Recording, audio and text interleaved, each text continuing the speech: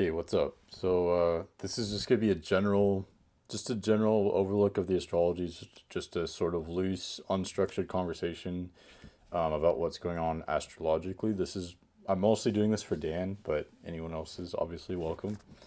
Um, okay, so today is July 25th, and today also happens to be the day that Mercury leaves post shadow. In other words, that means the area that Mercury retrograded over the past month or so, now not only is Mercury going direct, but Mercury has left the area where it was going backward, like last month. So basically, what that means is there's just new stuff happening now, more so. Like, there's already been enough new stuff happening, but it's sort of in the context of we've sort of redefined our values in some ways. Like, it's gonna be different for everyone, but in general, the theme is that a lot of people are still under a sort of lockdown or, confined from going about their regular lives. Maybe stuck at home more. Not everyone, but definitely some people. And so that would be kind of a stereotypical Mercury retrograde in Cancer, being sort of stuck, withdrawn at home. And because of that situation, sort of having to just redefine your beliefs and stuff, just have time to reflect. Okay, so this is all what was happening with Mercury retrograde last month, basically. But now that Mercury is direct and it has left that whole area, we all feel more confident in terms of our emotions, our beliefs, our values. Cancer is a very stubborn sign, so things that Mercury has gone over in Cancer, we're very stubborn about because these are things that are close to our hearts, or things that we're emotional about, things that we need on emotional level. So basic things like security, uh, love to an extent. That sounds kind of abstract, but basic things like basic security and basic values. Like, what do you need? Having time to ponder these things kind of gives you strength in these areas. Sort of redefining yourselves or your emotional identities in a way. Redefining your tribe, maybe, those who are closest to you, redefining those relationships, uh, redefining who you let in that closely.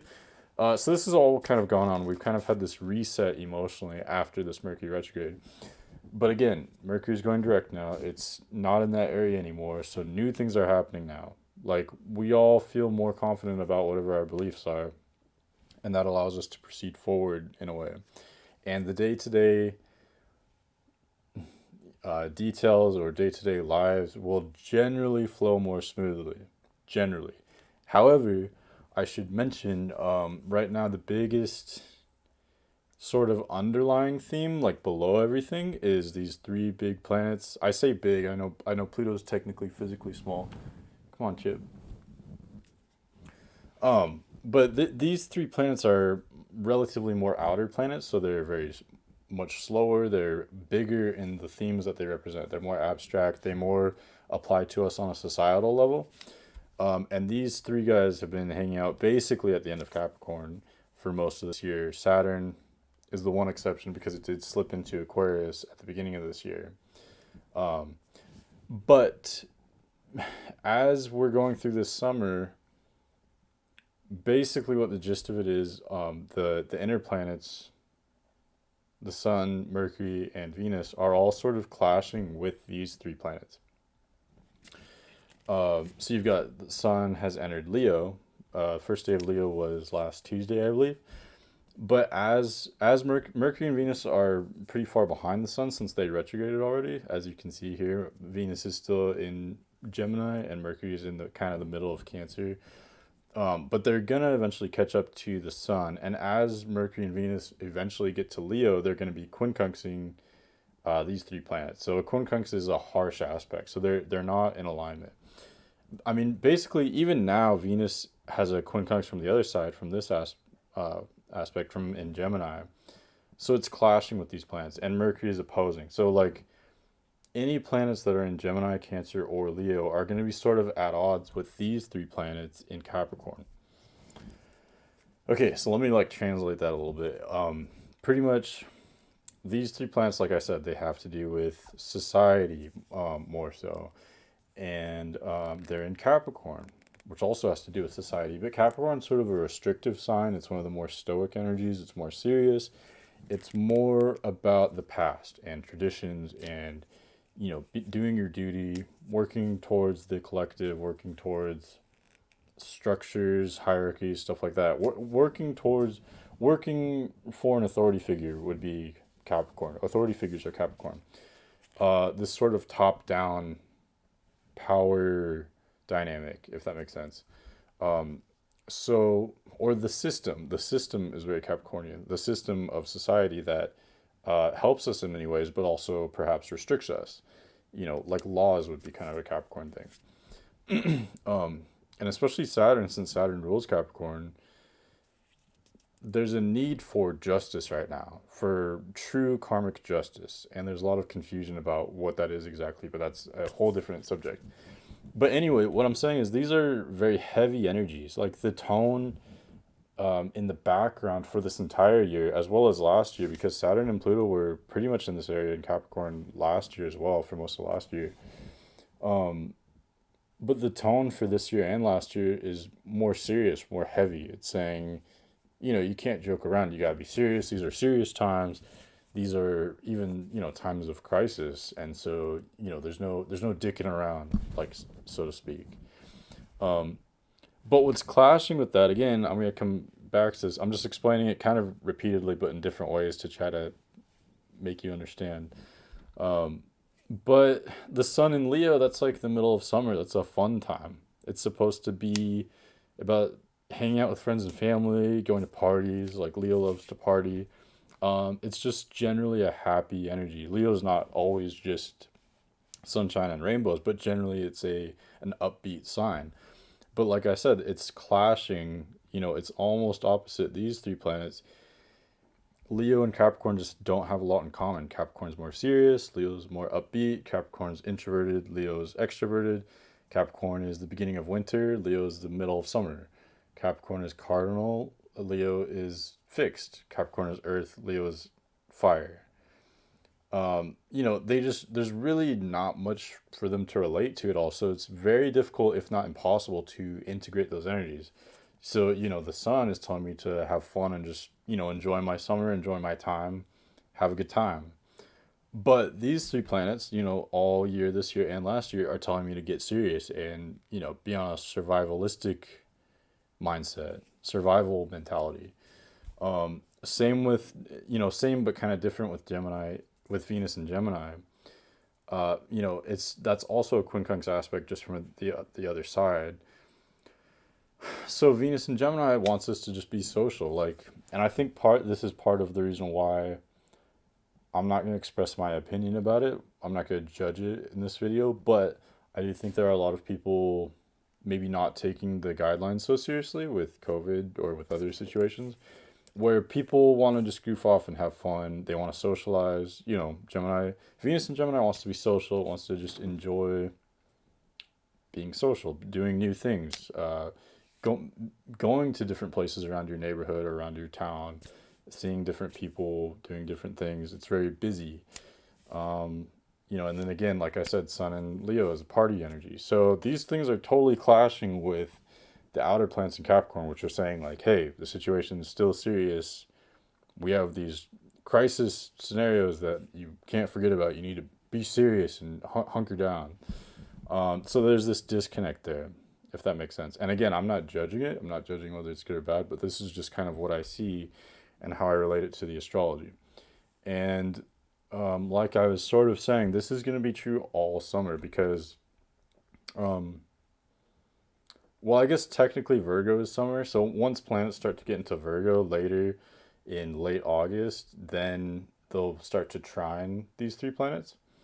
But for now, for most of the summer, as planets cross through, Venus is nearing the end of Gemini, but once the sun's already in Leo, Mercury's going through Cancer, and then it'll be in Leo, and then Venus will soon be in Cancer. So as the planets are crossing through this entire area, that you have that disconnect. you have that conflict or that clash between like, hey, I want to live my life, I want to have fun, I want to enjoy my life, versus like, no, you need to be serious, top down, uh, almost authoritarianism. And I don't want to say that judgingly. Like maybe it's valid. Maybe we do need these restrictions, but I'm not gonna judge that in this video. But yeah, and I already talked about Leo and Gemini, but even Mercury and Cancer it's about to directly oppose these three planets. So again, there's a contradiction there. An opposition is a little bit different than a quincunx. So again, just a refresher, Gemini and Leo would be 150 degrees, so that's a quincunx aspect from Capricorn. Cancer is straight across from Capricorn. This is Capricorn, this is Cancer. So Cancer is like 180 degrees. And you can have like an opposites attract there, depends on the context of the opposition. Because it's actually slightly easier to integrate just because Cancer and Capricorn, while they are very different, they're both yin, they're both or feminine, they're both cardinal, but one's water and one's earth. So both are cardinal, so they're both starting things, but in totally different ways. So that's where they kind of butt heads a little bit. But anyway, long story short, these three planets are all just totally contradicting these three planets at the top. So us as individuals are contradicting the political structure. That could be one perspective of it, if that makes sense. Okay, and that's true for this whole summer, basically. At the time I'm doing this, which again is July 25th, there happens to be a grand cardinal square. I mean, yeah, grand cardinal cross. And this is kind of, it's mostly just going to be for today just because the moon is one of these points. So you've got Mars about halfway through Aries, Mercury about halfway through Cancer. The moon right now as I'm doing this is halfway through Libra. And it's just close enough to involve Jupiter, which is a little past halfway through, well, it's 2/3 of the way through Capricorn. So I mean, it's definitely a T-square with Mars in Aries, Moon in Libra, and Mercury in Cancer, and also sort of a grand cardinal cross with Jupiter, and you could even include Pluto and Saturn if you're kind of using a more liberal definition of it.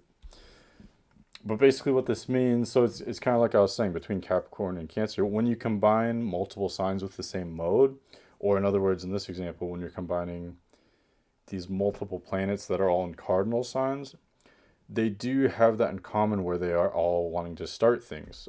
These are the signs which represent the beginning of seasons. So they're all starting things, they're all initiating. But they're all initiating different things because they're all different elements. Mars is very happy in Aries, which is fire. Mercury is in Cancer, which is water. Moon is in Libra, which is air. And then Jupiter and Pluto and Saturn are all in Capricorn, which is earth. So they have that in common that they're starting things, but they're all fighting over what to start. They're all starting different things. And so, especially if you have any planets in these signs, if you have Sun, Moon, or Rising in Capricorn, Aries, Cancer, or Libra, you might have a literal crossroads in your life, especially today, but it might be intense. Like it might be something that only applies to today, the 25th of July, but it's very intense and will, like you might have to choose between different jobs or between different, I don't know, maybe either staying where you live or moving somewhere else, or, something a decision that needs to be made today, but will have very long lasting effects, if that makes sense, because it starts a whole new thing, whatever it is, however it affects you. Yeah, and in general, because these energies are all clashing, because you have these opposition and square aspects between them, there's just this general grittiness of like, it could be as mundane as just feeling lazy, but also energetic at the same time. Like you just might feel conflicted about something or indecisive, maybe when you're not usually indecisive. Just sort of stuck between different clashing energies that you can't really integrate. or combined. So generally you have to find a compromise, or sometimes depending on the situation, you might have to just make a legitimate choice between things. Like you might not have that gray area. It just depends on where these things affect you in your chart. But if you just go forward one day, like I said, the moon is involved. The moon goes very fast, so um, so that will dissipate even by the end of today, going into tomorrow. But you do have Mercury exactly squaring Mars though, since they're both at 15 degrees of cardinal signs. Um, and Mars is just entering its. I haven't really thought about this yet, but Mars is just entering its pre-shadow. Mercury is just leaving its post-shadow, and now they're both clashing. And Mars sort of has the upper hand because it's in domicile in Aries. Mercury isn't in detriment, but it's also not in domicile. It does okay in Cancer, but so there's this clash between mental energy, the mind, the rational energy, the communicative energy, versus the passion or versus the ambition or the drive. So there might be like miscommunications. People might seem like they're more upset than they actually are, or like arguments could be caused over sort of nothing. This week in general, because these are both very emotional energies. Again, like I said at the beginning, Mercury is in Cancer, so the focus intellectually is on emotions and things that we're very passionate about, things that are close to our heart, like our family or our beliefs. Could be political views or could be just values that you have in life about life or something like that. That's clashing the masculine energy. So there's this sort of domineering clash there. Okay, like I said, I'm gonna leave this unstructured, so I'm not gonna go through this whole week. That grand cardinal cross is like the main defining thing for this week that I can see. We got a quarter moon on the 27th. I'm not gonna go through it all. It kind of gets a little bit repetitive and mundane after a while. But I wanted to talk about a couple things. Let me just make sure I'm getting to everything. Okay, yeah, there's not a lot of there are some aspects next week, but they're not a super big deal, and I just don't think they're really worth talking about, honestly. but but a big thing that I noticed is okay. So these three planets, these numbers are red. The degrees that they're at of Capricorn, they're red because it's showing that these three planets are all retrograde: Saturn, Pluto, and Jupiter. They've been retrograde since late April or early May. Um, I believe Pluto went retrograde late April and Jupiter and Saturn went retrograde. I think actually the 11th or 12th of May. Um, so they've been retrograde this whole time since then, and they will continue to be retrograde through late September, early October. And I think,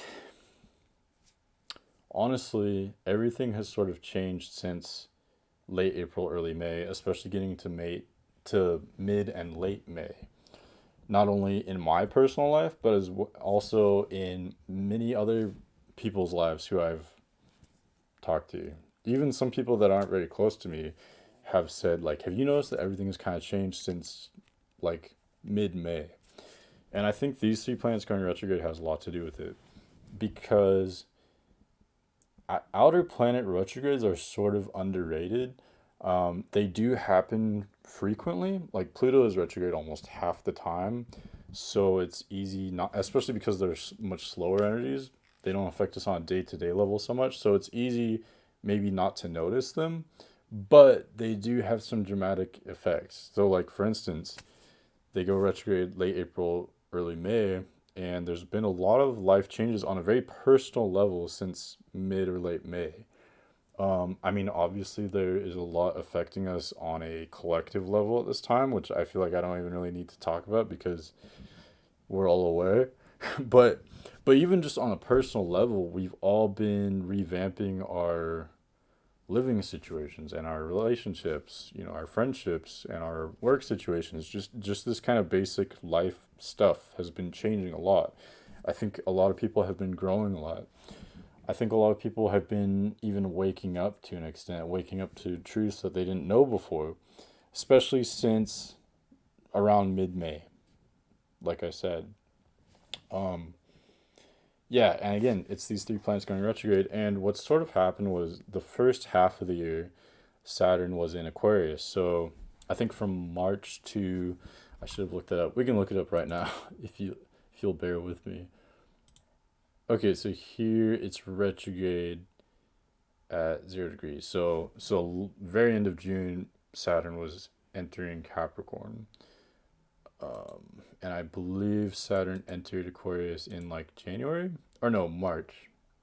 Yeah, March. March through June. Okay, so March through June, we just got a taste of Saturn in Aquarius, and March through June, a lot happened. Um, quite obviously, like that's when COVID was already festering before March, but we all became very aware of it going into late March and then onward.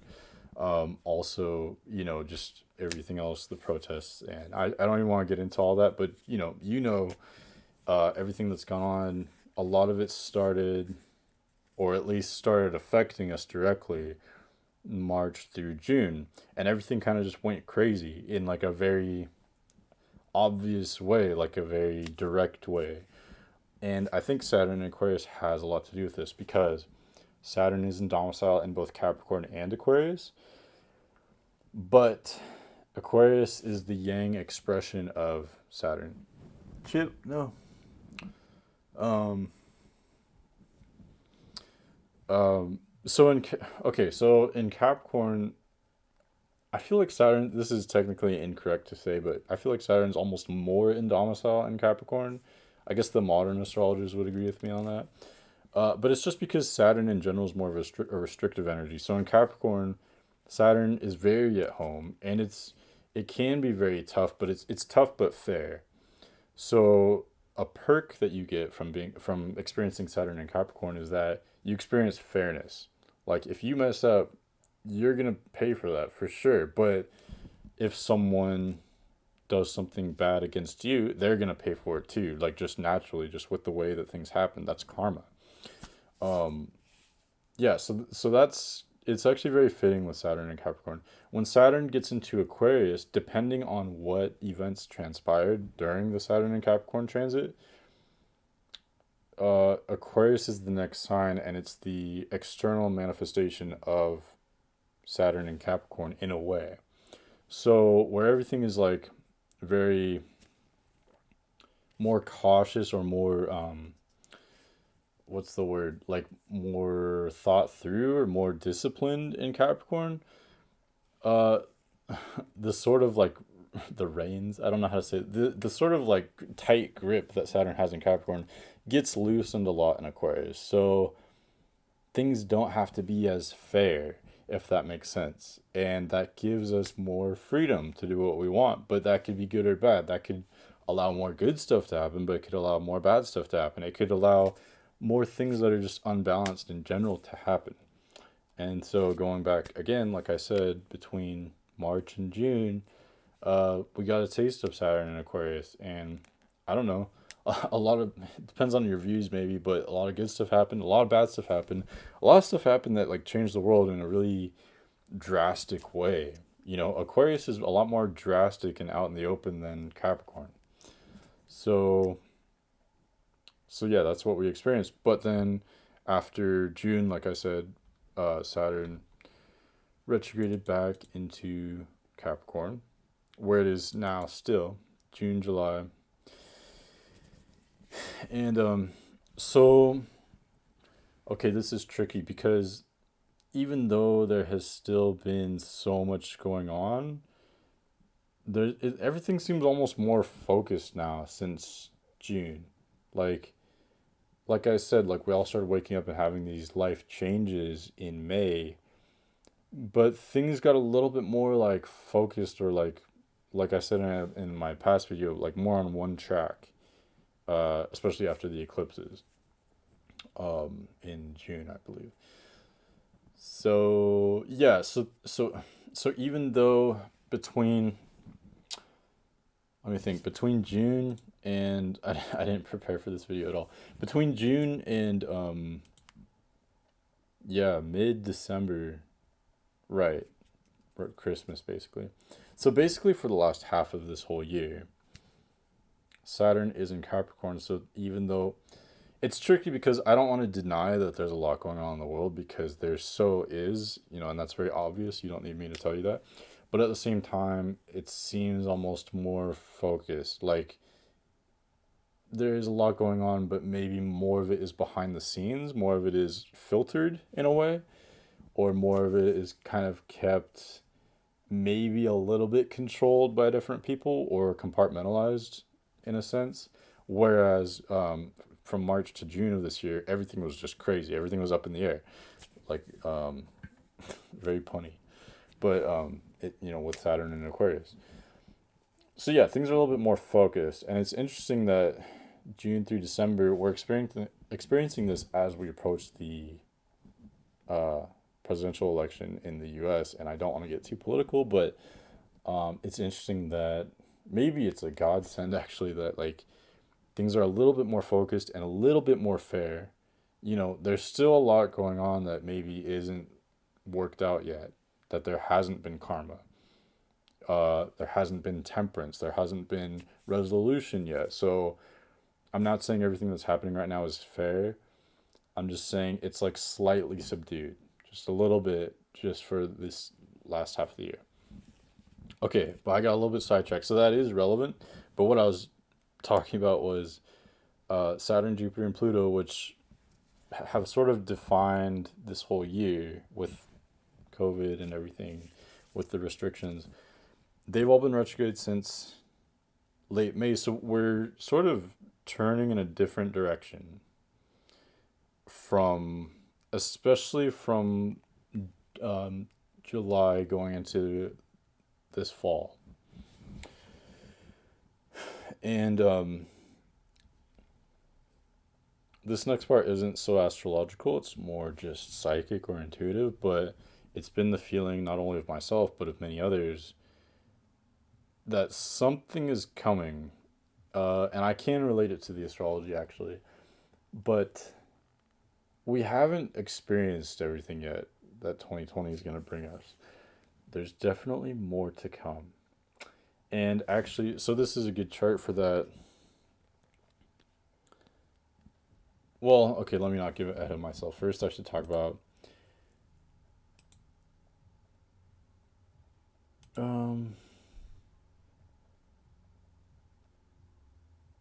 Okay, let me back up. So in January of this year, 2020, January 12th, there was a huge conjunction with like 5 or 6 different planets all at 12 degrees. Or no.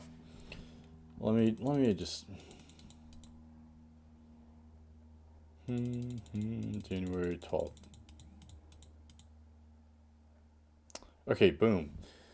There was 1, 2, 3, 4, 5 planets.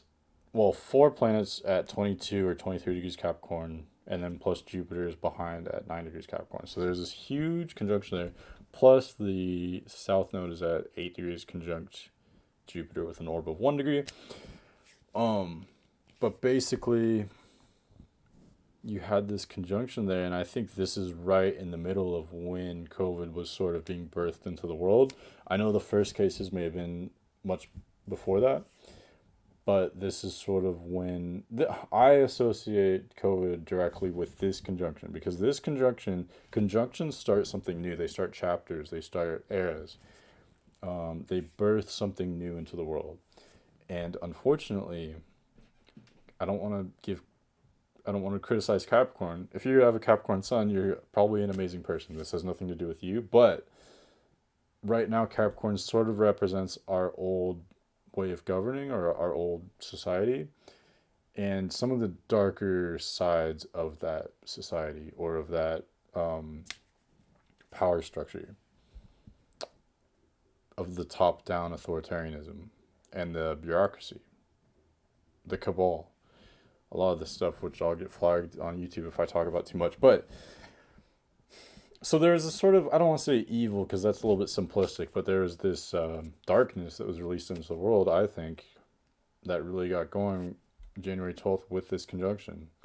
And there may have been good things that happened too, but I see it as mostly a dark thing. It's conjunct the South Node. So there's a lot of issues there. But why am I talking about this now? Because it's July. So how is this relevant? Well, I'll tell you how it's relevant. Um, these three planets are backing up and they're getting to those degrees, like 22 degrees Capricorn, 23 degrees Capricorn. You already can see Jupiter and Pluto at those degrees. And not only that, but they're getting close. See, they're going into mid August. Let's see how close they get. Probably right there when they stop going retrograde. I mean, they get it. They're not conjunct necessarily, but they're within a few degrees of each other. So what I'm saying is, going into this fall, I think this is part of that big thing that we all feel coming, or that some of us feel coming. Uh, especially concerning this fall, it's significant that these three planets are conjoining in a very similar place in Capricorn. Or again, not conjoining, but Jupiter's 4 degrees away from Pluto. Saturn's 3 degrees away from Pluto. So basically, it's sort of an echo of January of this year, of the COVID. So there could be a big second wave of COVID. That would be a very obvious manifestation, like an echo that's very strong and also would change the world. But it's going to be not as intense as January. It'll be like January, but not as intense. So again, there's restrictions. There's a lot of darkness in the world. There's a lot of bureaucracy or inefficiency, or um, kind of showing some of the darker aspects of humanity. Luckily, like the South Node has moved into Gemini. I mean, the North Node has moved into Gemini. South Node is in Sagittarius, so it's not really connected. So again, it's an echo. It's a little bit watered down, but it's having us revisit some of the themes from January to a lesser extent. Um, yeah, and again, that could be in the world, that could be COVID, but also think about your personal life. Did something change for you in January? And you might have not even really noticed it until February or March, but if you look at where it began, it would be mid January.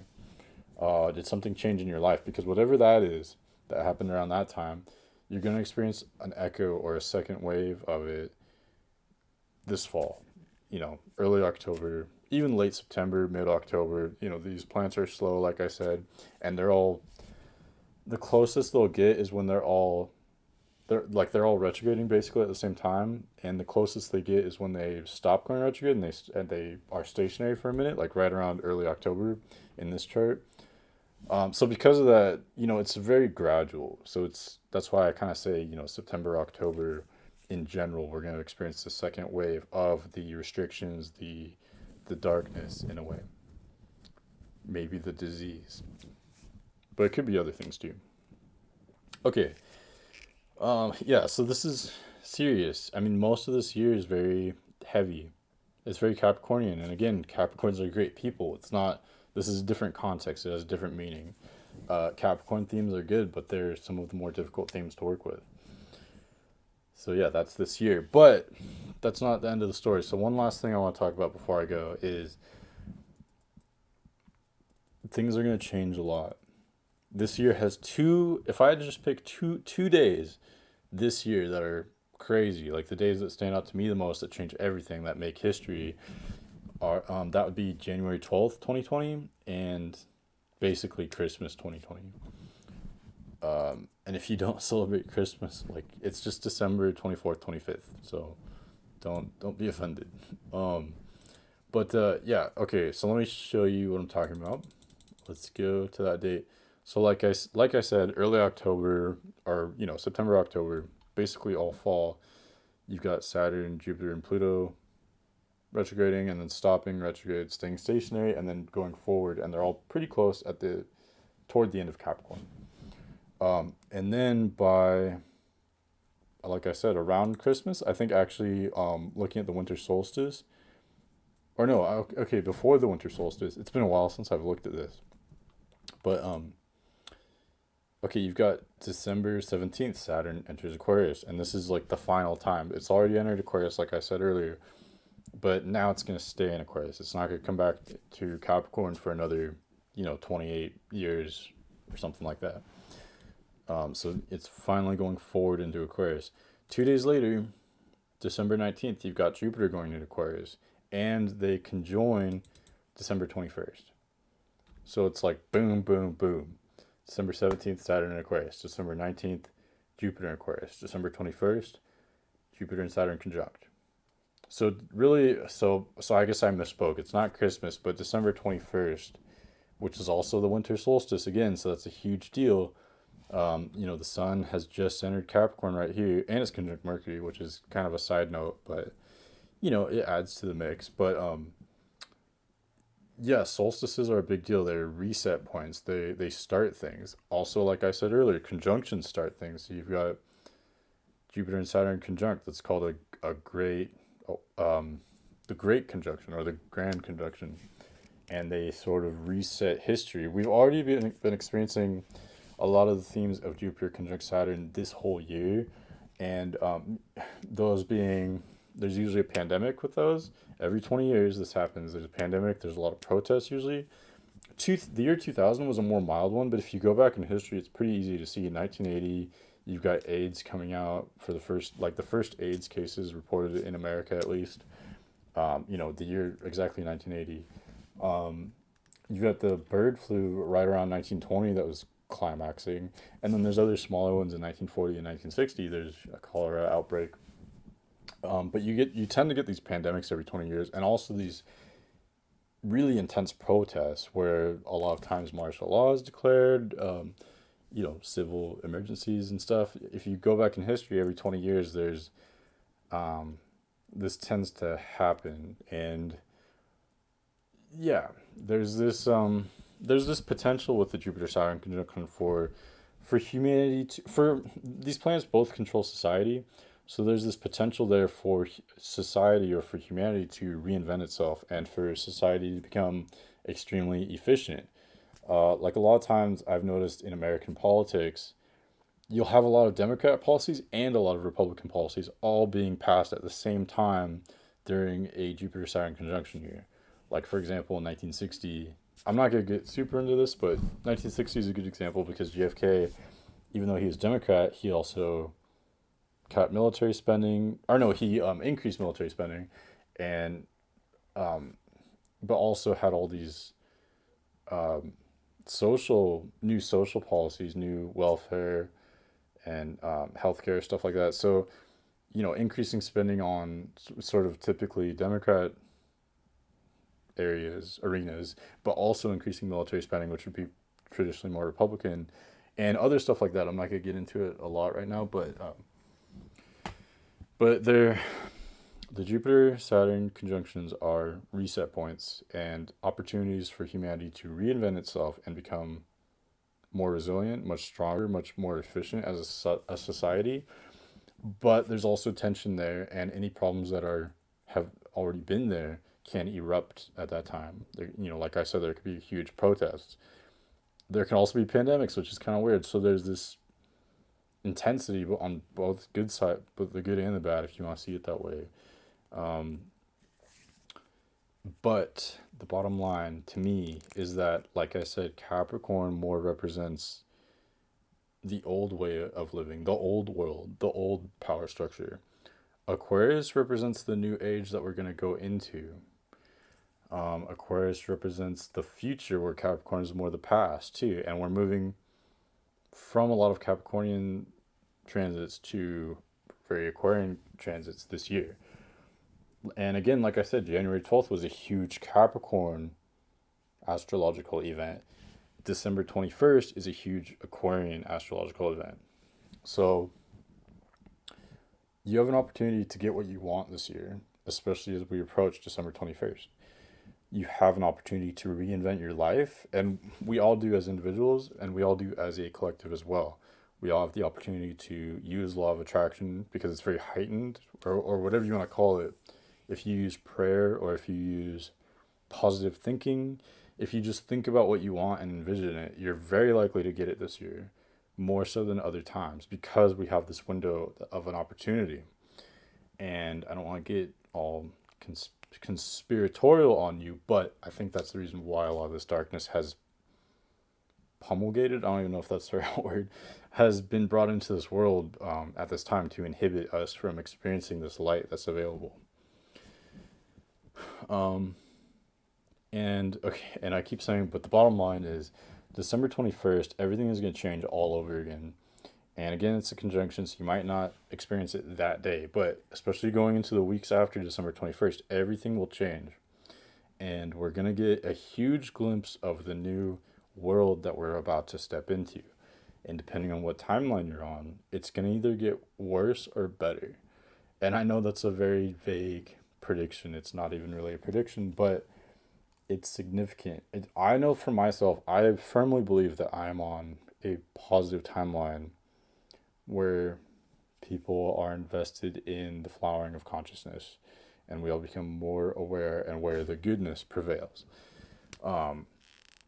But whatever timeline you're on, timelines are constantly switching, they're constantly moving. You can jump timelines.